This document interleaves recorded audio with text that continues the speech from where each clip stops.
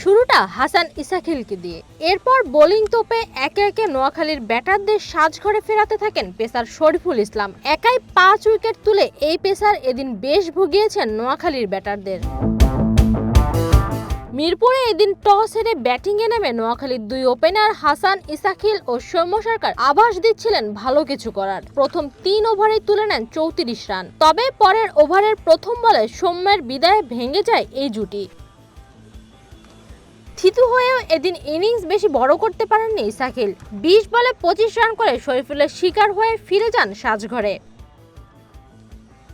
এদিন পরপর 2 বলে হাসান মাহমুদ ও হাসান রানাকে ফিরিয়ে হ্যাটট্রিকের সম্ভাবনা তৈরি করেন এই বাঁহাতি পেসার। তবে হ্যাটট্রিকের দেখা না পেল একই ওভারে ইহসানুল্লাহ ও সাব্বির হোসেনকে ফিরিয়ে গড়েন নতুন এক রেকর্ড। মাত্র 9 রানে 5 উইকেট নিয়ে বাংলাদেশি পেসারদের মধ্যে বিপিএল এর সবচেয়ে কম রান খরচ করে 5 উইকেট নেওয়ার রেকর্ডে নাম লিখেছেন শরীফুল। এই পেসারের রেকর্ডের দিনে মাত্র 126 রানে অল আউট হয়েছে নোয়াখালী। শরীফুলের ফাইফারের পাশাপাশি এদিন 3 উইকেট নিয়েছেন মেহেদী হাসান। সহজ লক্ষ্য তাড়া করতে নেমে চট্টগ্রামও পড়ে ব্যাটিং বিপর্যয়ে। রানের খাতা খোলার আগে এদিন সাজঘরে ফিরে যান মাহমুদুল হাসান ও মাহফিজুল ইসলাম। এছাড়া মোহাম্মদ হারিস 7 ও নাইম 18 রান করে ফিরে গেলে 29 রানে 4 উইকেট হারিয়ে চাপে পড়ে বন্দরনগরীর দলটি।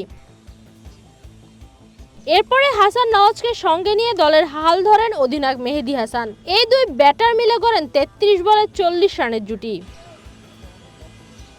11 রান করে নওয়াজ ফিরে গেল। আসিফ আলীকে সঙ্গে নিয়ে 18 বল হাতে রেখে জয় নিয়ে মাঠ ছাড়েন মেহেদী হাসান। মেহেদী 36 বলে 49 ও আসিফ 30 বলে 36 রান করে অপরাজিত থাকেন। এই জয়ে রাজশাহীকে হটিয়ে টেবিলের শীর্ষে চলে গেল চট্টগ্রাম। নিবেদিতা বিনতে ওয়াদুদ, ওয়ান স্পোর্টস ডেস্ক।